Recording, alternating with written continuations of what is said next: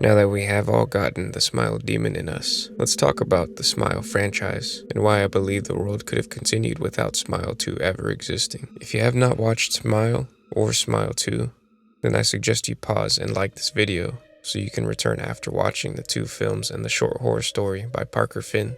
I watched Smile in theaters at an AMC Dolby Vision showing, not really knowing what to expect other than being prepared to jump at the turning head scene. Little did I know that I would fall in love with this movie. Sosie Bacon, who is the daughter of famous actor and Friday the 13th star Kevin Bacon, is a psychiatrist named Rose, who intakes patients at the Mount Pleasant Hospital. She visits her privacy room with patient Laura Weaver, who was telling her that she sees deceased people everywhere she goes, and they keep smiling at her. In the middle of Laura's hysterical outburst, she comes to a sudden stop and stands up in front of Rose and grabs a shard of glass, giving herself a Glasgow smile as Rose stands in terror, frozen, only to witness the horror. The beginning of Smile is reminiscent of director Parker Finn's short film, Laura Hasn't Slept.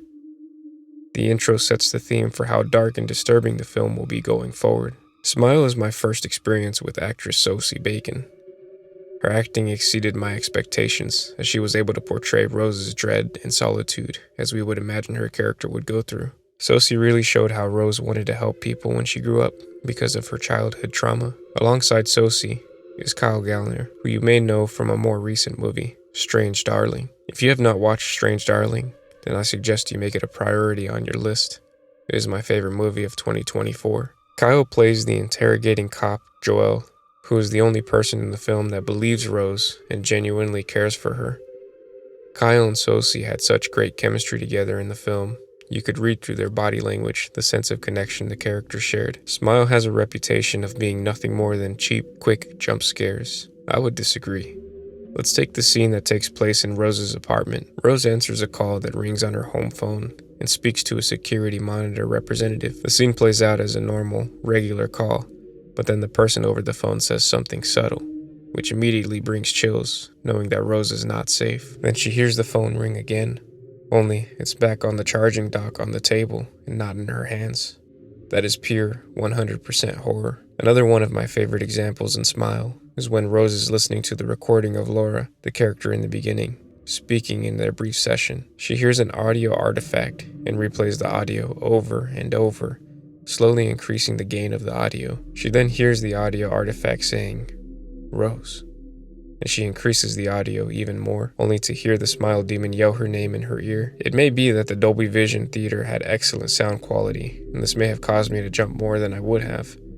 Or as an audio engineer and video editor myself, I imagine being in a similar situation if I hear something in the background of my recordings. I believe that this movie would have given so many people much more of a scare if it did not overplay the head-turning jump scare in the film's trailer. I remember almost having to change my pants the first time I witnessed the trailer for Smile in theaters. In Smile, we follow Rose and Joel as they try to uncover more information on this curse that gets passed through being a witness of someone's death. The back and forth between Rose experiencing hallucinations, nobody believing her, and Rose and Joel's investigative journey makes you feel always at the edge of your seat. Then, we get to the final act, which is magnificent, to say the least. In the final act of Smile, we get to finally see the Smile demon that has been haunting Rose the whole movie. Growing up, I read a lot of creepypastas in my days, and when I saw the Smile demon for the first time, I felt like it could have been a character from the Russian sleep experiment story. The design of the demon was so absurdly different from the movie that it created a contrasting disturbance in my head.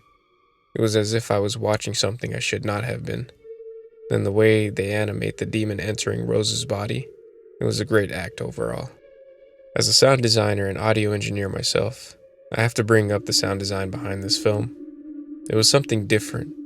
Where most horror movies would have strings and horns, this one was mostly created with synthesizers and digital audio.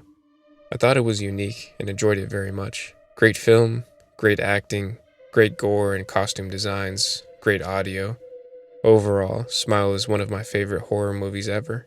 When going to the theater to watch Smile 2, I was excited. The trailer showed us that the story of Kyle Gallner's character was going to be revealed, and we would get some more history behind the Smile Demon. Oh boy, was I met with disappointment. After seeing Joel killed off in the first 10 minutes of the film, my excitement quickly died. I thought we would get to experience more story with the talented actor, but we did get introduced to Naomi Scott and her portrayal of the pop star Sky Riley. A few months before watching Smile 2, I had watched M. Night Shyamalan's recent film, Trap.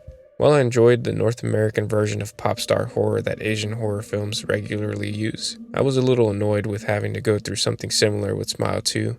It felt a little overdone and generic, in my opinion. I think Naomi did an amazing job with the role that she was cast for. Her performance was just as good as Sosie Bacon's in giving us the character that we felt sad and sorry for. The amount of fear and dread in Naomi's eyes and face when she would experience the traumatic events during the film were brought to an abrupt stop when the music video-esque scenes began to play. It just felt like a complete vibe change and broke the simulation of the film's theme for me. I was expecting to watch another disturbing, dark film. Smile 2 lost me mainly after the 30-minute mark. The beginning of the film after the intro was great. It felt like a horror movie I waited so long to see, and Lewis, played by Lucas Gage, also did a great job. Lewis's death was exactly what I was expecting throughout the whole movie. A dark, creepy scene where you were watching something you felt like you should not be. The rest of the movie's scares, such as the dance group's synchronized motion chasing Riley, and the naked man whose skid-marked underwear lay on the floor, just felt silly. I had to ignore the music video scenes that felt like product placements, only to be rewarded with subpar scares. I mean, rewatching the scare with Gemma, Riley's friend that she calls over, is quite literally a frame freeze with a loud blaring noise. It just did not feel like the movie I waited years for. Once I got to the end of the film, I really enjoyed the final act. It was exactly what should have been the whole movie. It made you ask, what would really happen if a group of people saw the Smile Demon's ritual? Would they all get possessed? Where did the limits of this thing end? The costume design and special effects were also great here. I'm not sure what happened to the middle of the film, but it felt like Parker Finn did not have full creative control over this one. Filming for Smile 3 has just begun this year, and I'm hoping that we get to see a prequel to the first film. I really would like some more lore expansion on the Smile Demon.